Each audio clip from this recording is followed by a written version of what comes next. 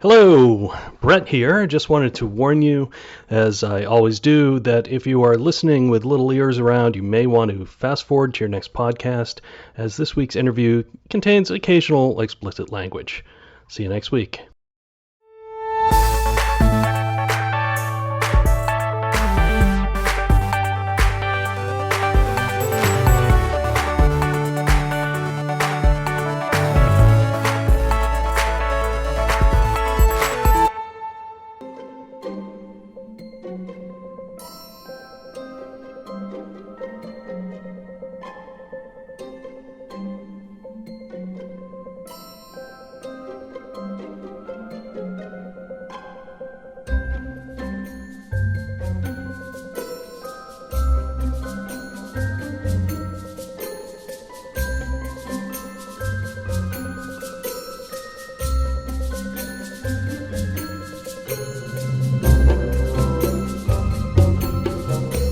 Hello, and welcome back to Dev Game Club, a weekly podcast in which two veteran game developers look at games from the past to discuss their relevance and impact today.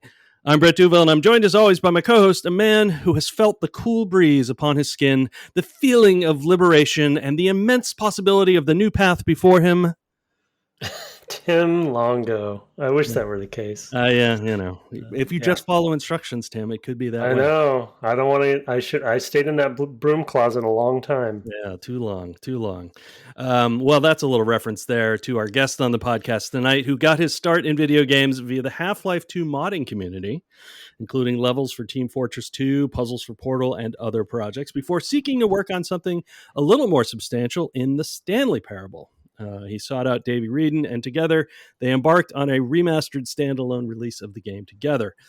Following its release, our guest founded indie studio Crows, which has released games such as Dr. Langeskov the Tiger and the terribly cursed Emerald, A Whirlwind Heist for PC, and Accounting Plus for VR platforms, among other projects.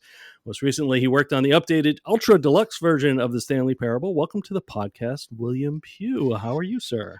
Thank you for getting every single detail completely correct. I didn't appreciate my more experimental work being referred to as additional projects, but it's okay. I will let that one slide. Let that one go. Yeah, super. Off to a great start. I mean, what do you want to talk about? Why did you call me forth? Well, we're here to talk about Stanley Parable for sure. We played it for the podcast, and if you're not familiar, our structure for the podcast is kind of like a book club where we'll play classic games, and then as developers ourselves kind of talk about our thoughts and then how we feel that they might have influenced, the medium, if you will. So we do want to talk about that, but one of the ways that we usually start with these, which the audience does like to hear about, is, and Brett mentioned a couple of sort of the early steps for you already, but is just to kind of hear about your journey into game development.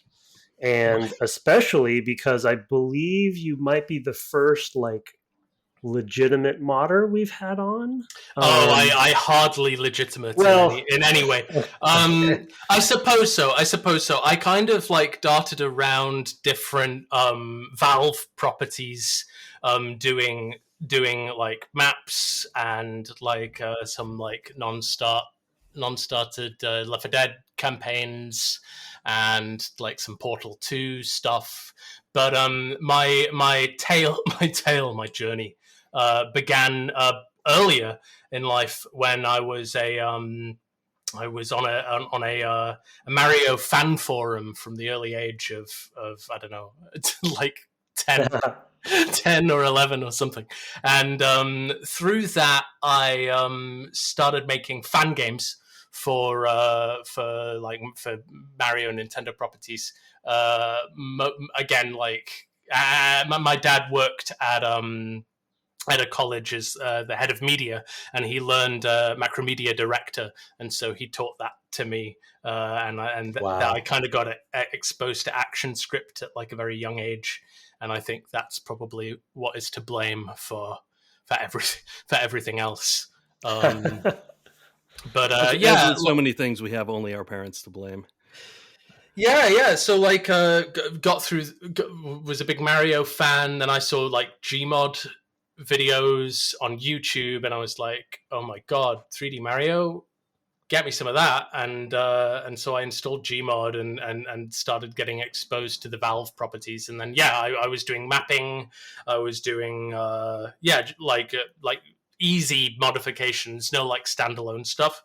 And then I think like by the time I was like 16 or something, I was like, I know what I'll do. I'll go and work for Valve. So I'll get really good at making maps for Team Fortress 2. I'll send them some, and then they'll hire me, right? And then that kind of they didn't respond to my emails. But then I saw Davey Reedon's Stanley Parable mod, which came out in 2011, and then we got connected and started that journey, which lasted about 2 years and a bit. And then it came out, and then it's been nonstop since then. It's waylaid all other plans in my life. Just got to get down to game development. Yeah. No, I mean, so what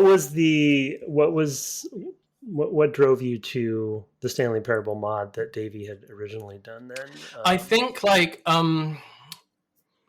so like I'd seen all of the at the time there was like some documentary work or something about the evolution of Portal being like Narbacular Drop, a DigiPen Institute project, Right. and that kind of evolving into Portal. And like I think for many people, like I played Portal and I was like, wow, this is like a great format. It's got like drama, it's got minimal like asset requirements. It's something that a small team or even one person could conceivably build themselves. And then like I think like the connection of like the kind of the narrator in the Stanley Parable, and then also the kind of tone and mystery of it, and it was kind of multiple things coming together in a really compelling way. And thankfully, I had been doing a lot of like mapping and like making environments look good in the source engine, reusing a lot of stuff, and like doing stuff in like a cheap kind of fast way, and managed to Davey was kind enough to. Well, he didn't actually give me the job. He said we'll see, and I kind of interpreted that as a whoopie or something, and then he was too polite to turn me down, and so that was the kind of birth of that collaboration. You just didn't go away. Persistence, etc. Hey, sometimes that's what it takes. Yeah. Amazing. I think you have the distinction too of being maybe the youngest interviewee we've had. That would not surprise me, is it? I'm 30. I'm 31 now. But I was 17 when I started that dev journey on Stanley Parable, and 19 when it came out. Wow. That's crazy. Yeah. That's crazy. Crazy to me. I'm sorry to say that that's crazy. You're telling me. I mean, it is a real chart coursing moment for you then. I mean, like you said, it's like nothing's been the same since, or however you put it. It's been a weird, interesting time, and I think like there's all the kind of stereotypical issues that you go through when you find success at like an early at almost like a too early point in your career, and then like you're underdeveloped in other ways that you then need to catch up on. And like it's been like a whole interesting journey, but like I think learning like constantly learning and feeling like you're constantly like understanding more about the process. Like I feel like that really is something that excites me and drives me, and I continue to find that interesting.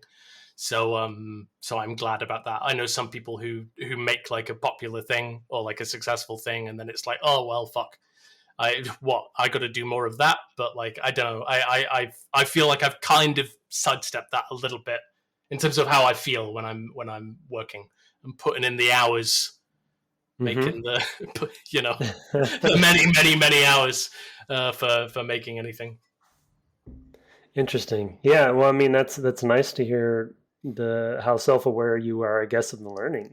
That I can't imagine. Yeah, because that game had such an impact. From then on, it's got to be quite a journey. Yeah, to figure out what to do next and how to navigate all of that stuff, especially in indie space, which you're kind of your own boss as well. Yeah, it's like forever changing, and it's very dynamic in a way that like I'll see stuff and I'll be like, fuck, I should have done that. Like that would have taken 4 months max.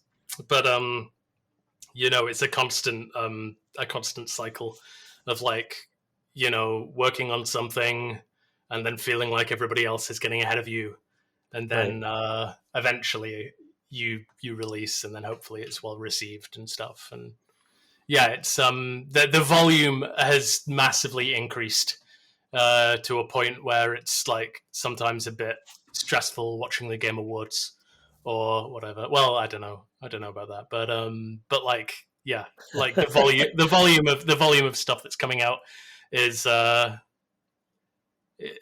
don't know. It's a complex. This isn't a therapy session. I'm not gonna unpack that.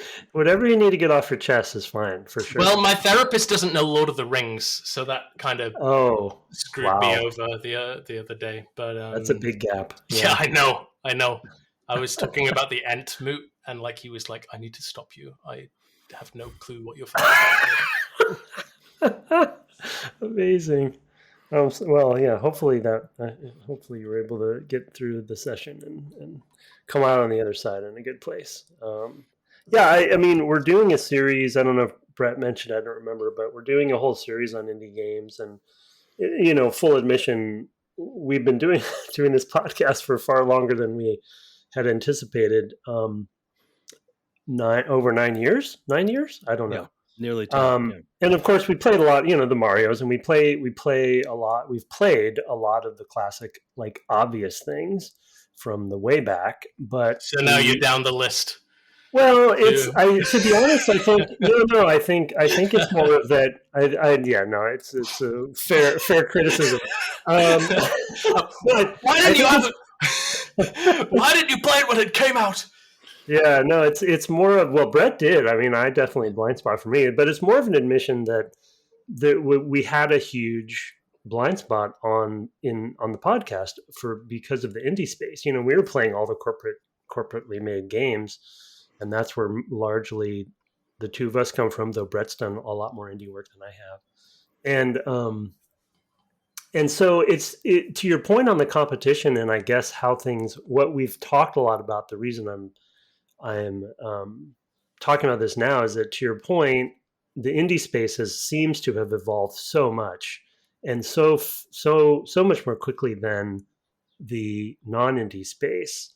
And as somebody who has made their mark, like you said, early, and then continues to do so, I can, because of I don't know if you want to say democratization or whatever it is, as far as like how many people can make games today.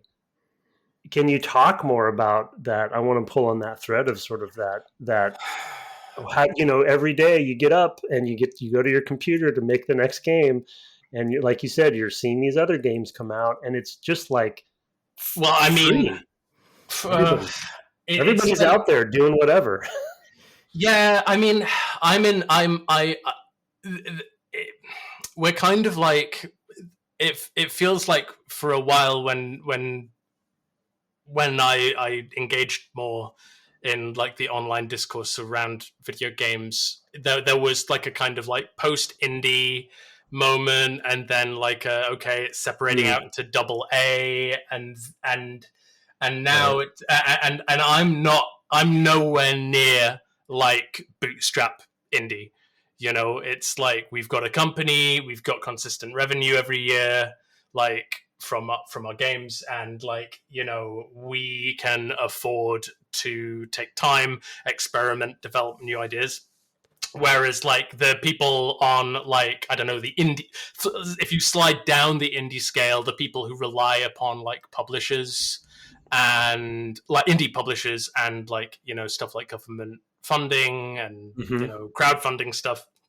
Like, I feel like it's been like a wrecking ball hurricane to that slice of the industry. And especially like when you have like AAA doing the 5 million people layoffs simultaneously, like it's like an amount of them join the indie space, and then the competition increases. And like, you know, you see the market share on Steam, and it's the same as it's ever been, really, where it's like, you know, 2% of the games get like 98% of the revenue, and it's just not like, you can't live off the average sales for like an indie game. And like, I mean, it's such a bizarre, weird space where, you know, parts of the market open up and close off depending on like the decisions of platform holders.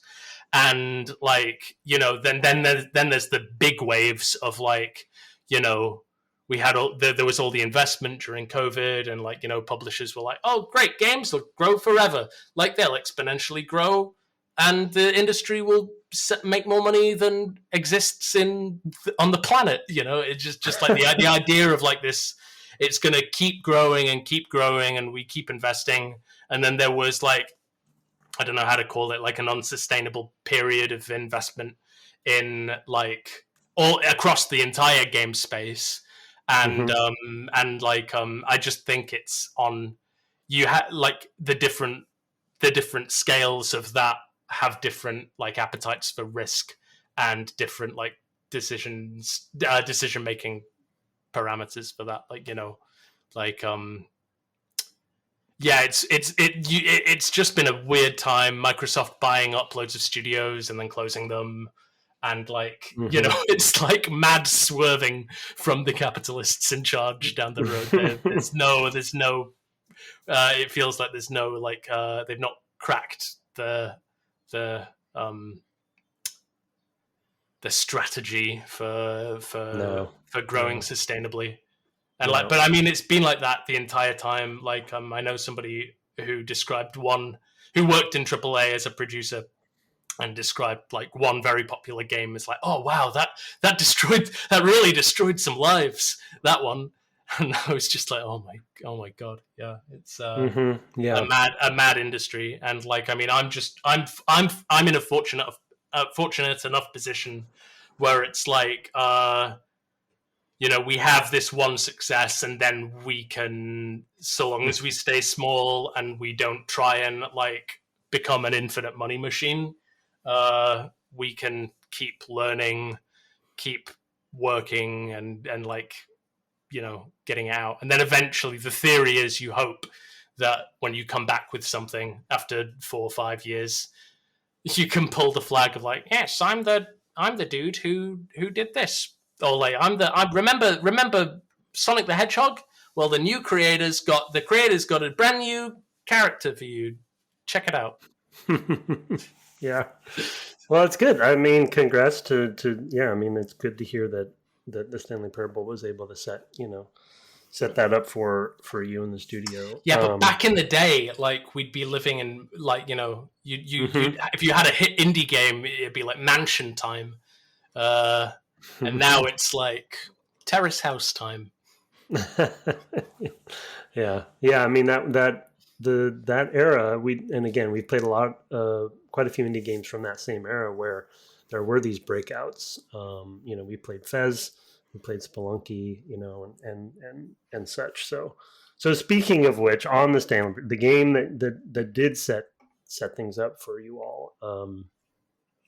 So I mean, I know Brett played it when it came out. I was new to it. And so my questions will definitely come from a newbie in this space, but I'm really interested. Like, one of the things we do like to do on the podcast is dig into the development side of things, of course. And so we do have to talk about the tone and the writing, especially, but also I'm curious, when you and Davey started working together, what was that process like to build the standalone and, you know, I guess expanded at that point? My God. Yeah. Well, yeah, I can dive into. Well, it all happened over Skype. Yeah, I wanted to ask about that too because I read about how it was remote for you, which was rare. Yes. Yeah, absolutely. Like I was living with my parents, and I was 17. I don't think I told Davey. I think I was very selective about the information that I passed along about like how old I was and all of that. But Amazing. yeah, it started off on Skype, and it was just like, imagine someone who's literally never made a video game before. So like how it was set up was we had a Dropbox, and like on my local machine was the game. And then when we'd have new voice lines, those would get like slotted in, and other things would get slotted in. And then I think like what we had was whenever we had any changes, we'd upload that in like a patch folder, like in a mod. Like I knew patching from ROMs and from modding when you patch a mod onto a game. So like that's how we worked for a long time, where we'd work, and then we'd patch stuff with a map, with like some map files or some texture files, upload that to the Dropbox, and then you'd apply that, and then every now and then we'd like upload the game again. I think we worked with a few people, and one of the developers, their internet service provider shut down their internet because they were like, "You're uploading stolen video games. You're like uploading video game content Oh, no. that belongs to you," because it was all based on the Portal 2 engine. So it was a mod for Portal 2 for like the first year or so of development, from like 2011 to 2012, and then our programmer got us running on a independent version of the source engine, and so it became its own like executable. Right. Skype and Dropbox. Yeah, it was like and then like MS Paint, and then not even Google Docs, like just like docx files. MS Paint even? Yeah, for like for the whiteboards.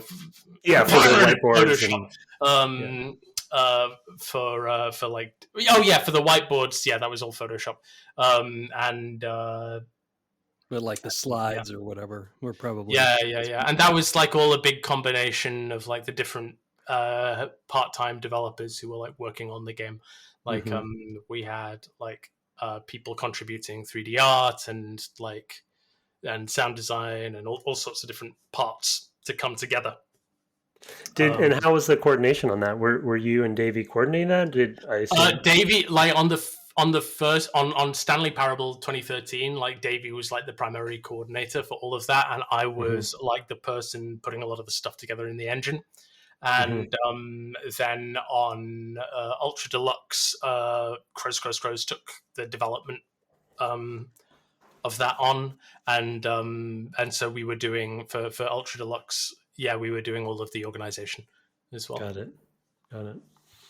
So how it's definitely a job that you don't actually properly appreciate somebody else doing until you've had to do it. The production side. Yeah, it's absolutely the hardest part of the entire thing, I think. Totally. Especially doing the reason I wanted to ask about remote is that, it's more common these days, but back then it definitely wasn't. And so I wanted to kind of hear how that went, but coordinating the production side of it, I totally agree. It's always an unsung job. Well, it was kind of like I had no like actual exposure to the games industry, right? So like I think the most I'd been is like I went to EGX one year as like a fan pass on like a hey, I'm a fan of video games, let me play the latest releases, and like went around kind of trying to trawl for like contacts. And Chat Falasak, I think, was one of the few people who was kind enough to actually engage with me, which was very, very nice. I know Chat. Yeah, he's a nice wonderful person. And yeah, but I had like no concept of like any best practices or like Yeah. or anything. This is And your own like I was, pleasure. and I was like 18, so I was like full of like I dropped out of art school to do it, and so also like I was interested in becoming an actor, so I was like kind of also exploring that, but then eventually like it just dropped off, and it was like, okay, time to make this game and try and make it a success so I can have some money to like pursue an acting career. But yeah, it was like I was like crunching, like working all like big style, and like the recovery from that was challenging. But Yeah, as far as you knew, at this least was how I it got was paid. done. At least I got paid the overtime. Yeah, it paid off in the end. Yes, yeah, but like that's also like a negative learning experience in a way. Yeah, exactly. That's the big challenge. Like normalize. Oh yeah, just push through. It'll be great. You know. Nope. Exactly. Yeah, and as it doesn't hit the same in the 30s. For sure. Well, yeah, or nor the 50s, as we are both in, sir. Yeah, no, I'm kidding. I mean, but yes, we don't even have to hit the crunch topic. But you're right in that there's this sort of romanticism about it when you're younger in the game development, right? Of like, yeah, and people love to feed into that, and like that was like when Stanley came out, that was just after Indie Game the movie, where it's all like this sexy like, right. I'm gonna kill for this game. Yeah, you know. Yeah, you think it's the way it's supposed to be done. Yeah, absolutely. Yeah. Well, yeah, and you would have heard stories too from AAA. Is that I think back at that time, probably a little before Mark Rain would have been saying at Epic, like, "Oh yeah, we crunch like crazy here. We that's a badge of honor for us. And we care about the gamers so much. Yeah, we care so much that we kill ourselves to put it out. We killed 50 developers last week. Yeah, for sure. Yeah, Game's going to be fantastic. Well, it's a good. I mean, the Mark Rain quote's a good callback, and it's interesting to get the perspective from the AAA space, but in the indie space, because you're kind of you're charting your own destiny. It's kind of there's no one other than yourself expecting whatever you're expecting from yourself. You know what I mean? It's like it's on, and then for you, Will, it's like you had no basis of comparison, like you said. So maybe at the time you're like, I guess this is what you do. Oh yeah, and I mean, like all the indie people are certifiably nuts. Yeah. So, like in all the good and bad ways, it's like that's also like an aberration from like any sort of like professional norms or anything. Yeah. Well, and in the modding community too, you're working. You're working after your job, right? I mean, basically. So now it's like, well, it is my job, so I can use the time I would normally spend on my job and the time I would normally spend modding. I just do those both, and I love it so much. Yeah. Then you're sleep deprived at 4 a.m. Like, looking, why doesn't this work? Like, sit up and you're like, oh, I haven't hung out with my friends in like 6 months. Right. Yeah, like you said, it's something that you have to learn, I think, over time too, right? And it's hard to convince young developers, new developers too. Well, especially with the situation of the industry right now, with entry level positions and like ways into the industry, it's just like, it's tough. It's like people will go above and beyond because they think they have to. Yeah. Good point. Well, I mean, to bring it back to the game, I mean, I think I know you and Davey have talked about the game a lot over the years, and I believe you've done a pretty in-depth GDC talk on it, I believe, as well, or at some point. Oh, well, I mean, like, again, like, that's like a conference being like, hey, this 22-year-old made a cool game. Let's get him to speak. Let's get him to speak about it a while ago. And teach everyone how to do it. Fair enough. Now I feel like 10 like after getting into it, properly, it's like you don't get the invites no more. But I see you're looking back. Yeah. 22-year-old Will up at the podium. Like, use more skincare. Yeah, I see. You need a routine. Yeah, moisturize. You don't think so now, but Anyway, sorry. Well, so no, so to get into the game itself specifically, I think obviously the tone and the writing, and my understanding is that you both did writing for the game ultimately. Was that true? No, it's like it's 100% like Davy's the writer of the game and the creator of the game. But like I think for both the 2013 version and the 2022 version, like I definitely like had my say, and like we did our fair. There was iterated Collaboration. A lot of it's a collaboration. I'm not going to be like, I wrote that joke. That joke's my joke. But like, yeah, it's like it's I think I'm credited as director on Ultra Deluxe and Davy's writer, and then on the 2013 one, it's like it's like made by or created or made by both of us. Right, so it's right. Like, or written and designed by. So yeah, I technically have a writing credit, but I'm not gonna like start. I'm not gonna like Davy's the dude, so I'm not gonna. Okay, no, it's good. Steal that valor. No, good clarity. Just but I am very funny and I am very intelligent, and that shouldn't take away from that. Agreed. Okay, just kidding. Understood. Well, so I mean, it's really just more not necessarily on the writing specifically, but curious on the process of developing the game and the flow of the game. What I guess I would be being very reductive call the flowchart of it all. And it's kind of how you guys approach that. Yeah, like I think like it was a very different process for the two games, for Ultra Deluxe and for the original, and I think like on the original it was kind of like a reflective 2-year period in which like I think 6 of the endings had already been made in some form for the mod, and then it was like an additional 6 or something that was added for the full version, and then some of the original endings also got like tweaked and altered and changed up in their form and content. And roughly it kind of went through about 3 iterations in which like certain branches got moved around, certain endings got cut and then reworked and like added and changed and removed. And then for the Ultra Deluxe, which took about twice as long as the original, that was like a process of I think I've got all of the notes and all of the stuff. So like at some point I'll like maybe try and lay that out.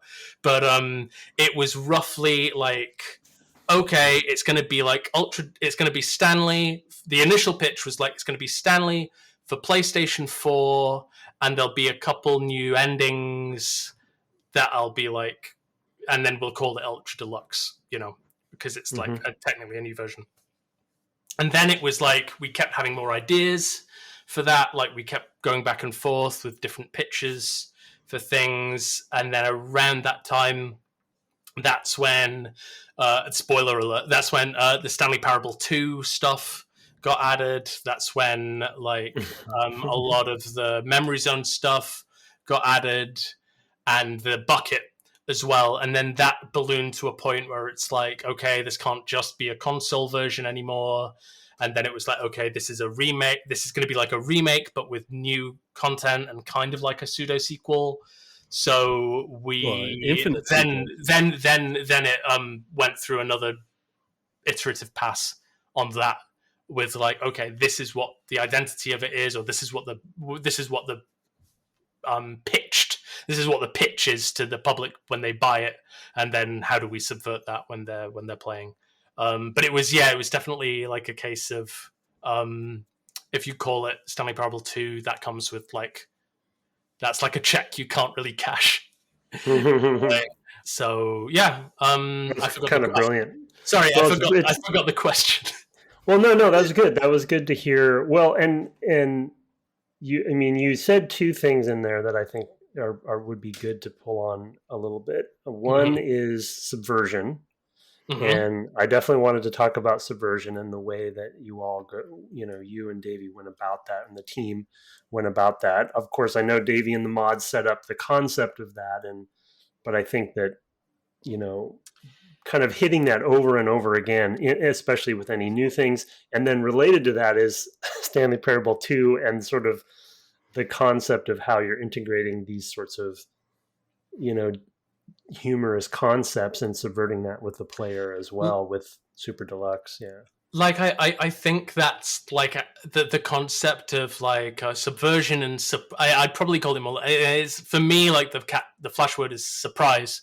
So I think like you should always find a way to kind of like it's. This was like a part of what drew me to the game.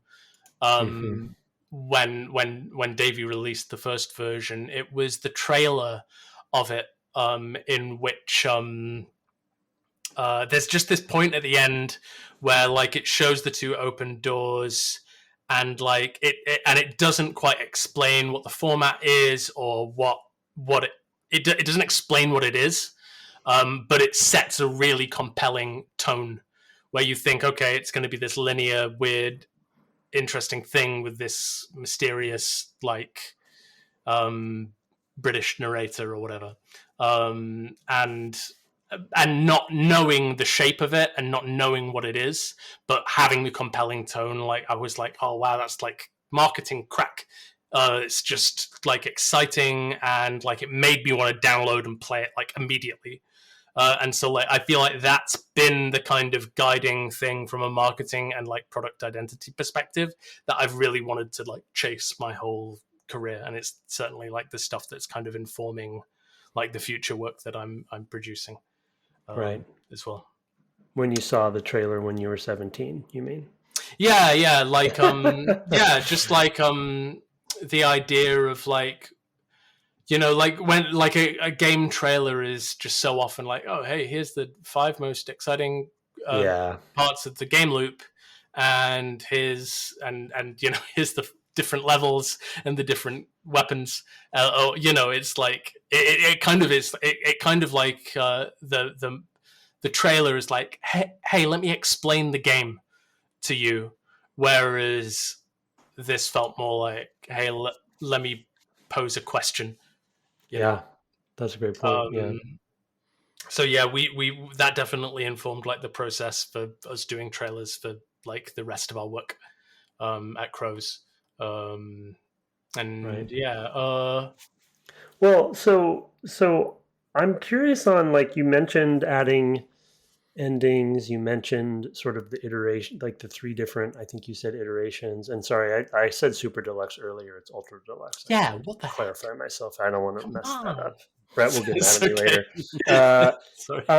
But I'm curious because, I mean, obviously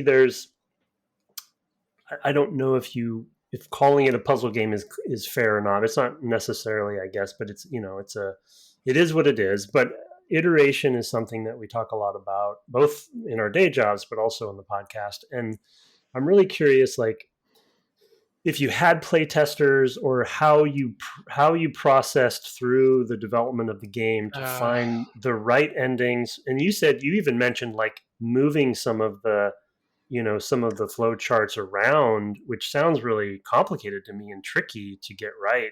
So what was that like day-to-day process of iteration on the flow of the game?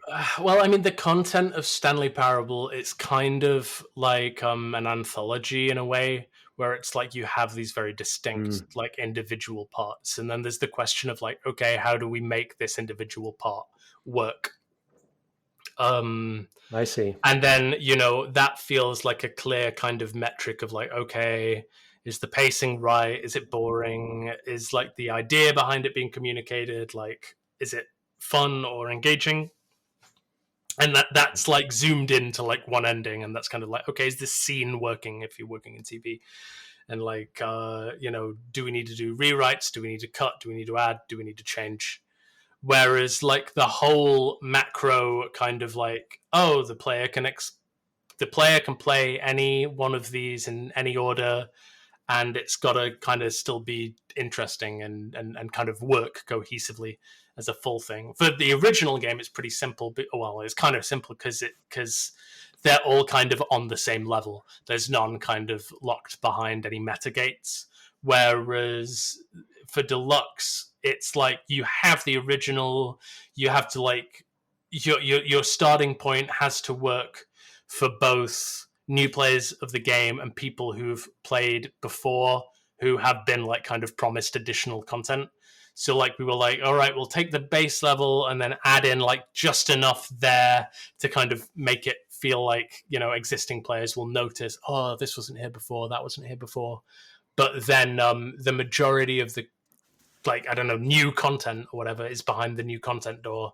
And then that is kind of like almost like a little bit of a linear story through what we call Memory Zone Part 1, it goes like new content Part 1, Memory Zone Part 1, new content Part 2, and that is like a kind of bridge of like 3 of these shorts that lead to like a new kind of platform of like, all right, the bucket is available, there's these new like options open up and yada yada yada. And at that point, it's kind of, you can be really loose with the form and you can kind of assume that like people know, and you can start fucking with itself. Whereas with the original game, it's kind of like you don't know if people are going to be primed properly or have the right context to be doing like meta Stanley Parable humor. I mean, it does do that, but you can push it way more with like I think my when we were implementing the bucket stuff, getting the freedom ending bucket version used to be more complex, and then Davey did a new version in which the door kind of just opens and then closes again, and we were just like, yes, easy, and that was great because then you know you do that, and then like the composer for Ultra Deluxe could write a whole new piece and all of that. And it was a real like Crows at the point of Ultra Deluxe had been working together as a unit for a while. Since we shipped a couple of games together at that point, and we really had, it was like, you know, you bring in the existing work, the existing like, you know, like thing that everybody loves, and you know everyone will be mad if you change anything about it, and then you got to like really lovingly, anything you add has to kind of use parts of the original. So like that was in that was like driving like the composer's work and the art direction and every kind of aspect of building the remake. Got it. Yeah, that's cool. It's a cool comparison, and I feel like it probably was a pretty unique experience to be able to do the Ultra Deluxe version because you had this foundation, and like you said, you now have these, for lack of a better term, sort of rules or a sandbox to play within, and then you knew when you wanted to step outside of that sandbox or subvert the player. It's kind of a rare opportunity to be able to make that, you know, that follow-up product, especially because you could then go further with doing even crazier things like sequel or it was like we were very lucky to kind of feel like there was an audience that was going to show up for it and give it the time for those things to pay off, like but yeah, I'm still very, and Brett, I don't mean to dominate if you no, it's fine, it's easier. I'm still very intrigued about your for both of you, maybe, I know you probably don't want to speak for Davey, but just the conviction that you have with, or how you came upon when you knew you had something that worked or not. And that's why I asked about playtesting. Was it very much about you guys playing it and saying, we've got it, this is correct? Or did you ever bounce it off of others? Because like humor is tricky. It's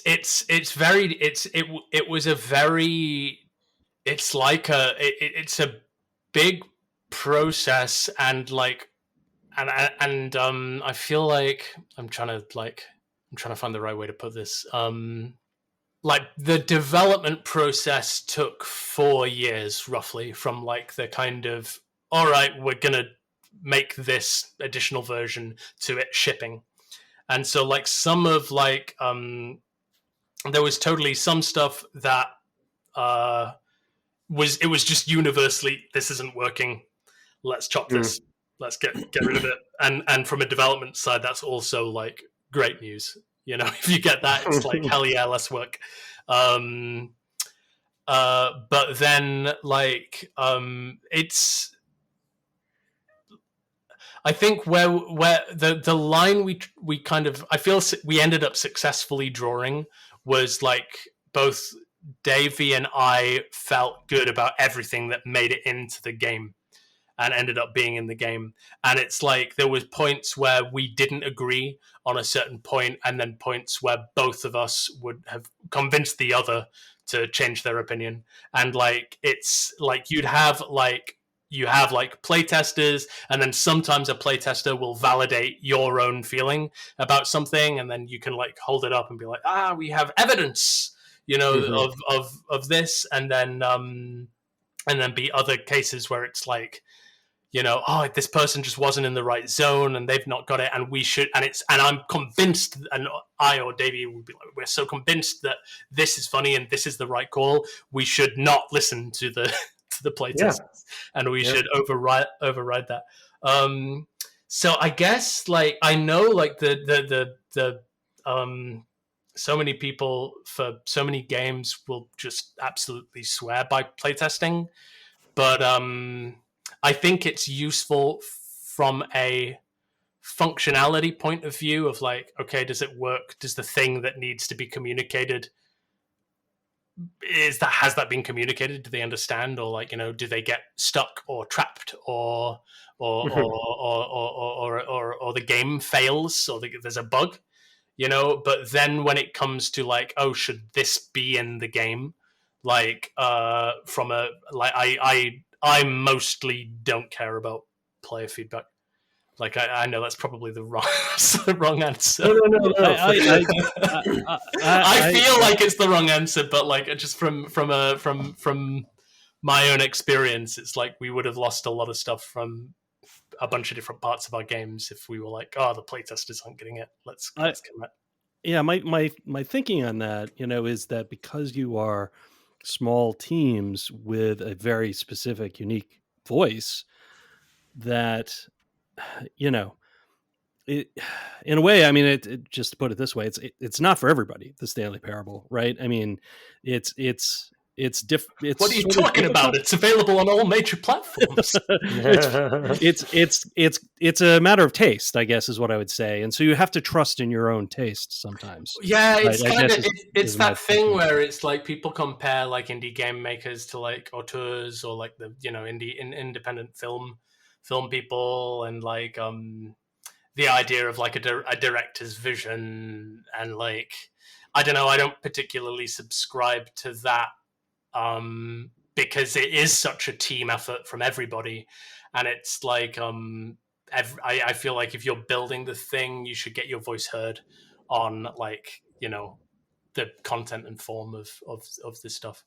And like, you know, it's tough because like sometimes people just don't agree on different calls, and then like, you know, it's like the production being the hardest part, like getting everybody on the same page, like especially when like a game's gone a long time in the dev pipeline, and like, you know, everybody is like talking from their area of expertise. It's like it's challenging, but like I feel like it produces good work.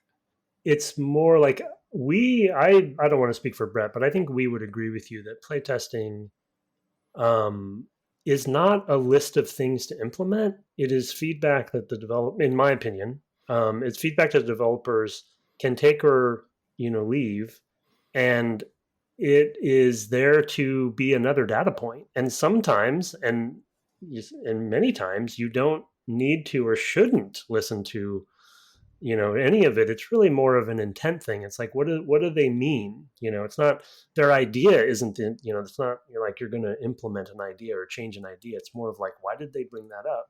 And then does it cause something to change? But when you have such a singular vision, between both of you or the team, whatever, for this particular game. It's such a pure concept. You're going to want to stick to your guns, I would think, on a lot of things. And I think the reason I brought up the question of iteration with or without playtesting is more of just my own insecurities on making a game funny and so subversive and breaking the fourth wall seems really difficult to me and very different from anything I've ever made or been a part of making on a team. And so I'm just like, it scares the hell out of me about how you guys did such a great job at nailing that and being so successful at it, because it seems like it could really very easily go off the rails. Be annoying. Yeah, and not land, so it's just an intriguing concept. I love to think that everybody who plays it loves it, but yeah, I mean, it's not landed for a lot of people. Okay. Yeah, totally. Yeah, and I think like that's kind of it, and I think like definitely like what guided both like Davey and me in when we were like making like creative decisions and putting forth like positions about like, oh, this should be in, this should be changed, yada yada. It's like, how do we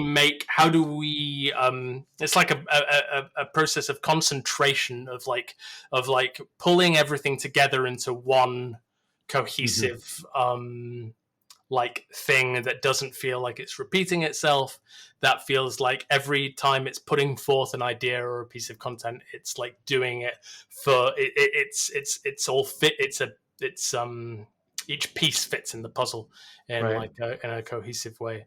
And it's tough because like sometimes you lose like ideas that you really like, and then other times it's like you and this has totally happened, like where we build an ending basically to completion, and then it's like it's not working, we need to chop all of that.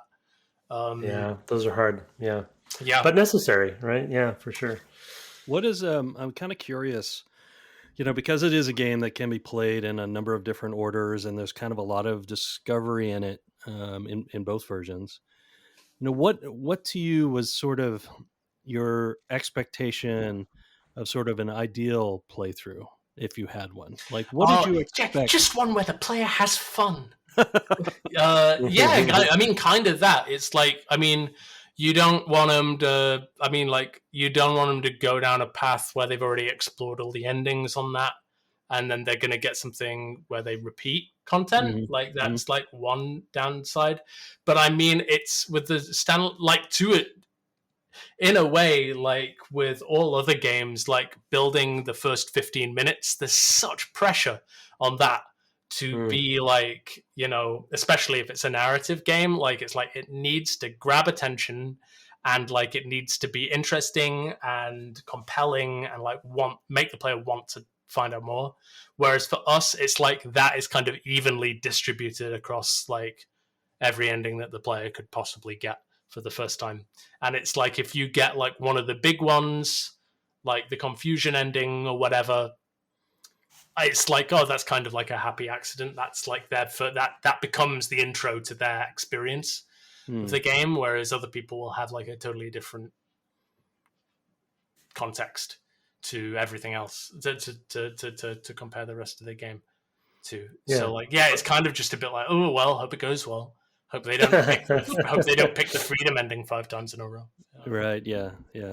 No, that's fair. I mean, I'm the programmer, and so I'm making a logical map of the flowchart while I play. Like, okay, I got to do this other branch later or whatever, wherever I see a decision point. There's some people who are just like, I'll just stick to the left, and then Yeah, if they play it like a dungeon crawler. Yeah. We should have put some stuff in if the player did that.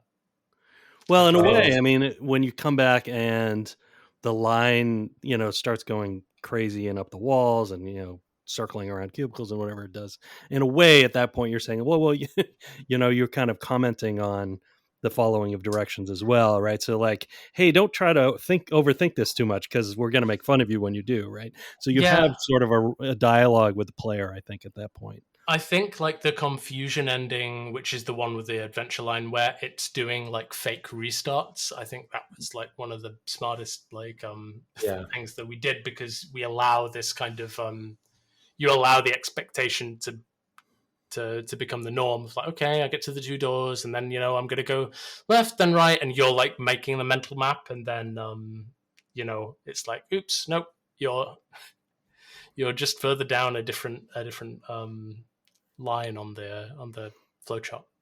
Yeah, very clever.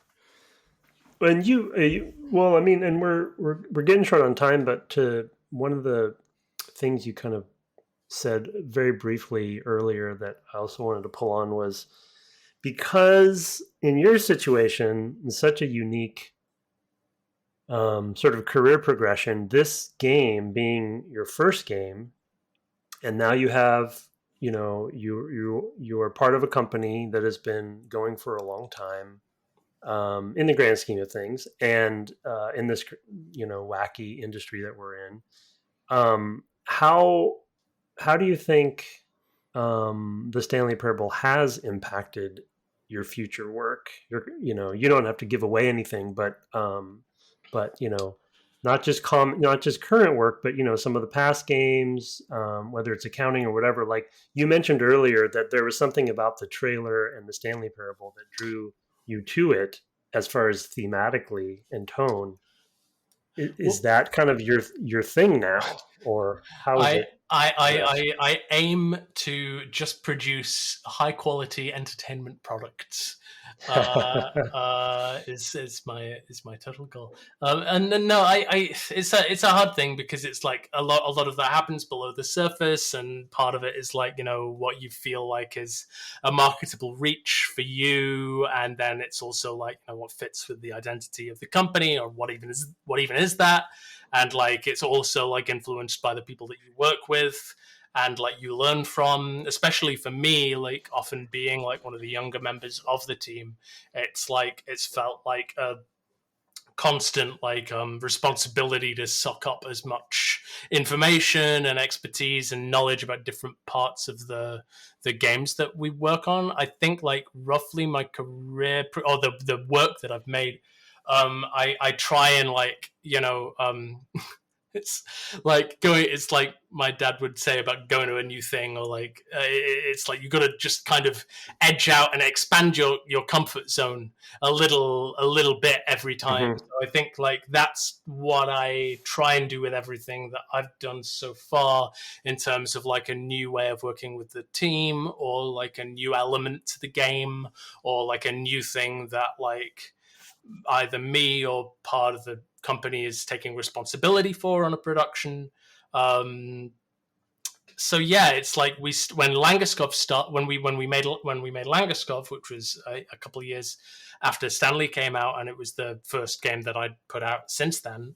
That was very much like, well, I need to learn how to make a game in Unity and not in the Source engine, because the Source engine is going goodbye. Mm. Was going goodbye around then, in terms of like indie games and stuff like that. And so like learning like the business of like making like a deal with publisher or platform holder funding for accounting, like VR like physical characters that you can see and that are animated, and then like a big multi-platform release with Ultra Deluxe, where we were doing like all the marketing and the publishing, and the development as well. So like I feel like I've been trying to it's like I was saying, like if you have like an early success, like you got to do a lot of catch up as well to Mm. kind of work on the stuff that like hasn't had the time to develop, or the experience to develop. So like yeah, like I'm looking at a screenshot of the next thing right now, and like I feel like when eventually, like in a million years, when people get to play it, they will see like some of like what I feel like I brought to the Stanley Parable in there, and then hopefully some new stuff, and like some stuff that reflects like new collaborators that we've been working with. And yeah, I don't know.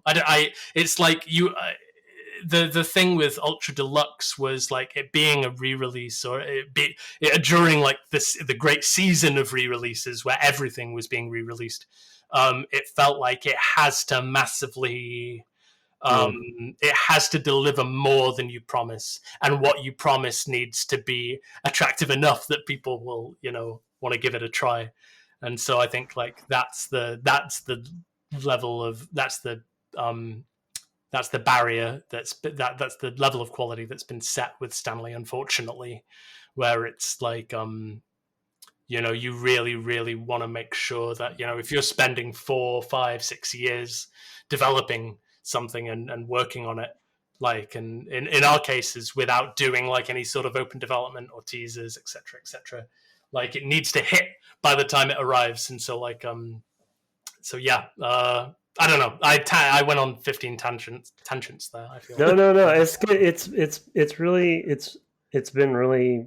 I'm really appreciative of your perspective, because you're sort of, for my analysis, you're kind of explaining a sort of reverse engineering of a game development career in a way, or something, where it's really cool to hear how pragmatic you are about the steps you took after Stanley Parable when it comes to things like, okay, we need to do Unity now, or it would have been so embarrassing to like be like, man, the Stanley Parable, one of the Stanley Parable guys really gone downhill. Like we were like so like I had so many ideas back then for that I showed people, and thankfully I had enough people around me with good sense to be like, maybe you should have another look at this one, William, or maybe make something smaller.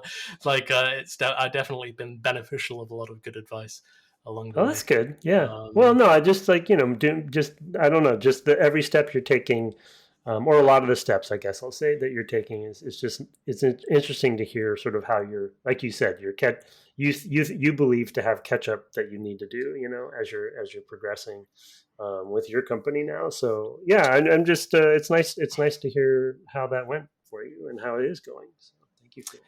Oh, thanks. Yeah. It's a long road for any project I've worked on.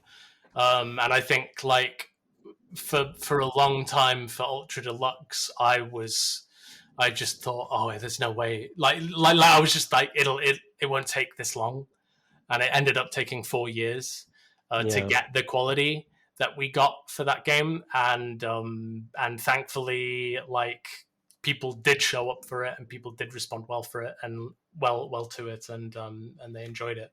But it's like some of the versions we had along the way to that, like if we put it out, it would be like extra Stanley Parable cash and ripoff crashes on the PlayStation 4 or whatever. It was that.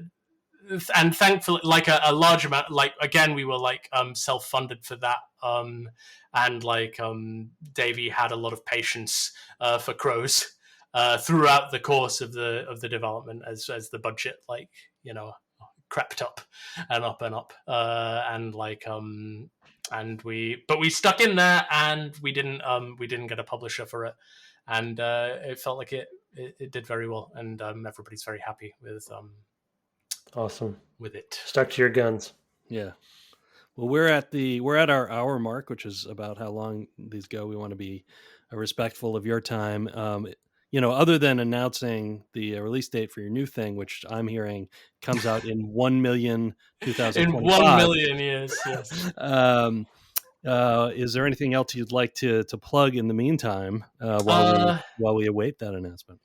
To plug? No, not really. I mean, like, eventually you'll be able to hear about new projects from Crows at the Crows email list, which you can sign up to on crowscrowscrows.com. Please, please sign up there, and you'll get to hear about it. And if you want to know about previous marketing beats that we've done, we have an archive on there, and people really like the emails, so give those a look. And maybe try some of my old games as well. Like they are delightful emails, so I can confirm. They shall return. They shall return. I can announce that they will return in the future. Well, excellent. Thank you so much, William, for your time. Thank you, and And no, I didn't have anything else. Thank you.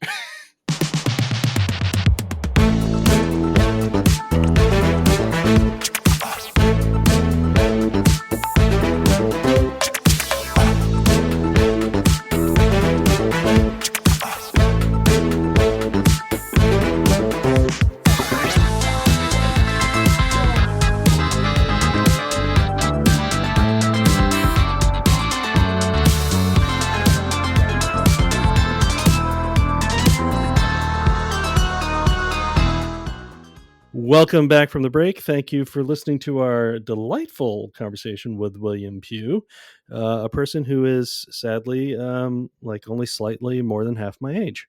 So that doesn't hurt at all. But it was a delightful conversation. Yes, one might say an ultra deluxe conversation. Oh, indeed. Indeed, one might. The sequel to I don't know. Yeah, you keep going. You played that version, right? I did. Yeah. Yes, I did. So you played some of the extra. But it like he points out, and I thought this was actually a very interesting indicative thing. I mean, he says like you put it behind the door that says new content.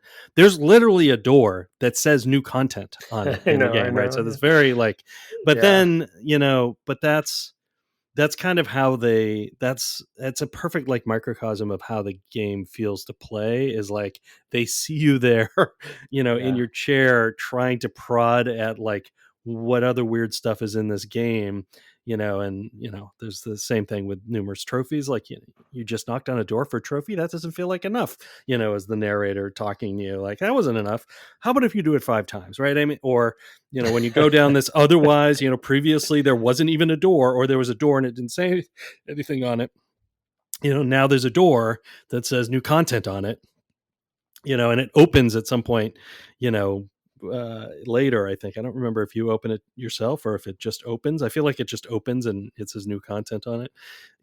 It's and the whole thing with the bucket, and I mean it's a remarkable game, and I wouldn't have said it was obviously something you could extend from the original version either. And right, good point. It's kind of because it feels very self-contained. Like, I mean, granted, there's a bunch of different endings, but it's also like, well, what else would you do? And well, it definitely went some different directions. So it's it was a real, having played the original when it came out, it was really fun to explore just the kinds of things that they would do, to take it further, which we don't often have the luxury to do. So, yeah. Cool. And I'm glad the playtesting topic came up, because it's we've talked a lot about in the indie series about sort of that pure vision approach. When something is so consistent, small teams, there isn't this sort of corporate or publisher oversight in the same way.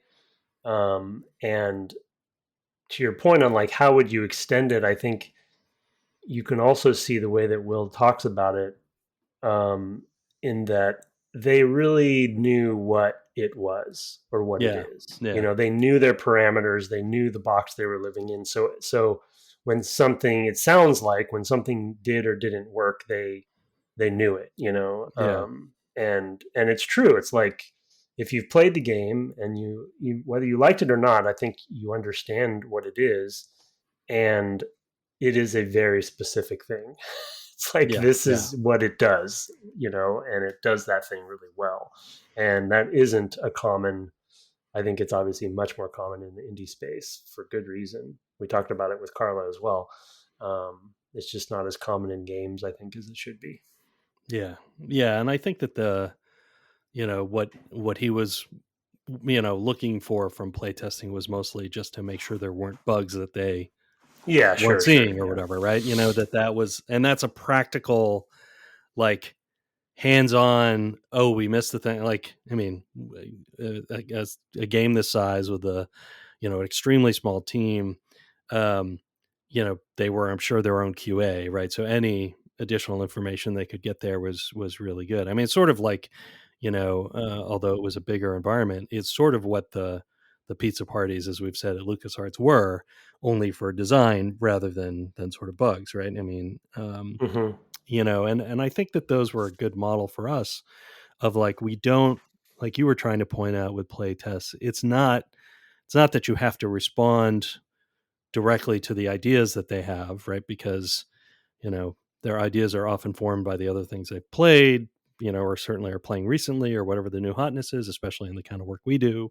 And you can imagine a game like this being the sort of thing where, a playtester who's used to playing the sorts of products we've worked on in our AAA careers would come in and be like, they wouldn't have useful feedback to give, right? I mean, how could you, especially in an unfinished state, right? Like, well, when am I going to get a gun? Right? It would be and it's like, well, never.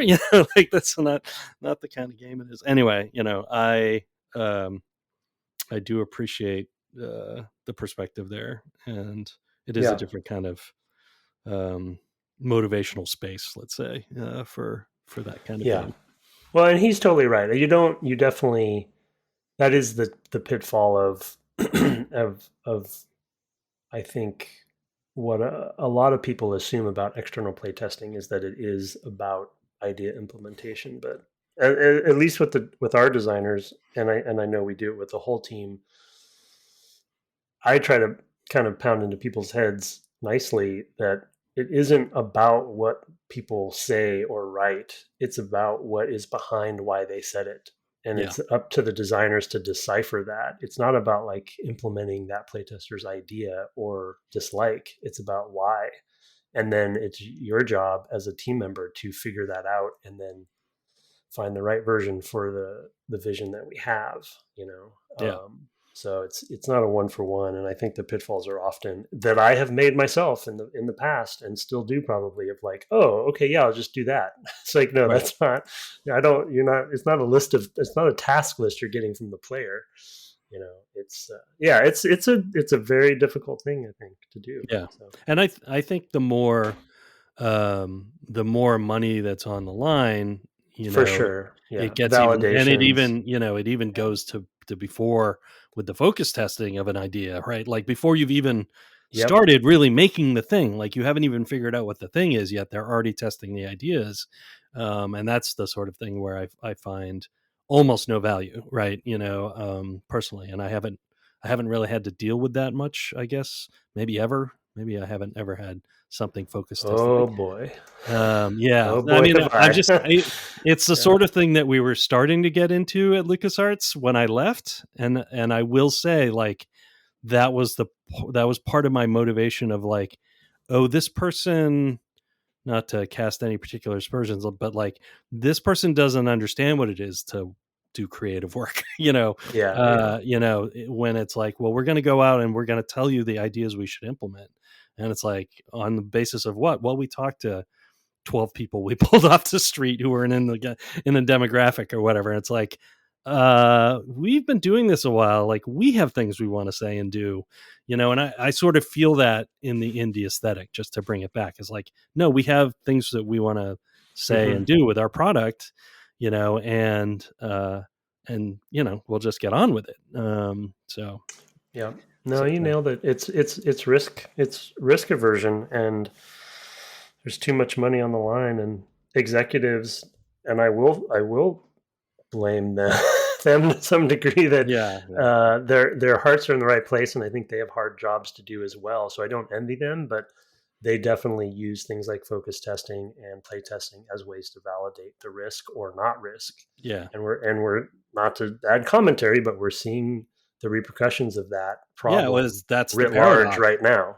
That's the paradox. If you let that drive too much, you actually water down the products as a result, and or the product mix or whatever, like the creativity that's allowed to go into them, and that makes for to use a Britishism because of our guest, weaker tea. So you just end up with something that's not quite as good. Anyway, super fun to talk to William. We were catching up a little bit before we started recording, and I do believe I met him back in around that time, when he would have been 21 or 22. Wow. And because there were some parties, and I tended to get invited to some of the indie ones back then because I kind of knew those folks, or even just into some of the gatherings of people. And so I'm pretty sure I met William. I don't remember ever meeting Davey, but William, I think I had. So anyway, it was a fruitful collaboration for them, and that's cool to see. All right, unless you have more to contribute. No, I'm good. No, all right. In that case, we love to have we don't read them on our interview shows, but we actually have one waiting in the wings. We love to get your email at devgameclub@gmail.com. And of course, we love to get your reviews. Been a minute. Go ahead and in your Spotify or whatever, go ahead and give us that thumbs up, 5 stars, whatever, what have you. If you are in a ecosystem that allows for written reviews, we'd love a quick one. We'd love to read them on the air. We're on the web at devgameclub.com, and my co-host here, Twitch, is at twitch.tv/ Tim Longo Jr. with the JR at the end. Have we gotten to the center of the chewy nougat that is the Outer Wilds yet? Another big step forward. I got to the Phantom Moon, so very cool. That was a big moment. There were a couple other ones, yeah. So I don't think I'm like coasting down the hill now, but I think every session is a big. I think you might be further than I am at this point. Yeah, there's been some big revelations. I would say I have a gasping moment almost every time I play now, where I'm like, something happens. So yeah, that game is brilliant for sure. So super cool if people can catch that on the day that this releases. You can also catch up and see announcements of our Twitch streams and actually some of the community's Twitch streams at our Discord, where you'll also find discussion of all kinds of topics in addition to all the episodes. Our intro and outro music was written and performed by Kirk Hamilton, commissioned by friend of the cast Aaron Evers, and our logo, that Discord, and our merch store are all by Mark Garcia. Have fun stepping out into the sunlight this week, and good night. Good night.